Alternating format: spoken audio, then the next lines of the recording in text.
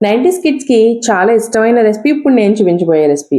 ఈ రెసిపీ ఇప్పుడు పిల్లలకి ఎవ్వరికీ తెలియట్లేదు. తాటికాయతో చేసే తాటి రొట్టనమాట.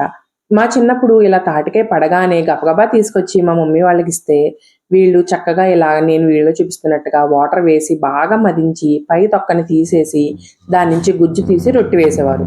ఈ గుజ్జు తీయడానికి పెద్ద టాస్కే చేసేవాళ్ళం మా చిన్నప్పుడు. తాటికాయ నుంచి గుజ్జు తీయడానికి ఒక స్టాండ్ దొరికేదనమాట. ఆ స్టాండ్‌తో నేను తీస్తానంటే నేను తీస్తానని చెప్పి నేను మా చెల్లి కూడా పోటీ పడి తీసేవాళ్ళం. ఇప్పుడు చాలా రకాల పరిష్కారాలు దొరికినాయి ఈ తాటి గుజ్జుని తీసుకోవడానికి.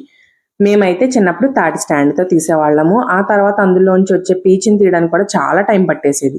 కానీ ఇప్పుడు చాలా సులువుగా తీసేసుకుంటున్నాము. ఇలా తీసిన తర్వాత అందులో బెల్లము, కొబ్బరి అన్నీ వేసి బియ్యం రవ్వతో వేసేవాళ్ళనమాట మా చిన్నప్పుడు. నేనిక్కడ ఇడ్లీ రవ్వతో వేస్తున్నాను. అన్నీ వేసి చక్కగా బొగ్గుల పొయ్యి మీద నిదానంగా కాల్చేవాళ్ళండి. అసలా ఎంత బాగుండేదో టేస్ట్ అసలు.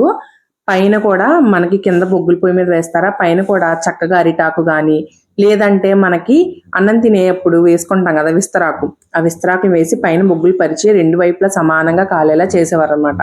అబ్బా ఆ టేస్ట్ ఎంత బాగుండేదో తెలుసా, దాచుకొని మరీ తినేవాళ్ళం. అప్పుడు రోజులే వేరండి, ఆ రోజులు మళ్ళీ రావు. ఈ తాటికాయలు కనుక మీకు దొరికినట్టయితే మీ పిల్లలకి ఖచ్చితంగా తీసుకొచ్చి ఈ టేస్ట్ కూడా రుచి చూపించండి. అస్సలు మిస్ చేయొద్దు. మన చిన్ననాటి స్మృతుల్ని మళ్ళీ గుర్తు చేసుకుందాం. ఓకేనా?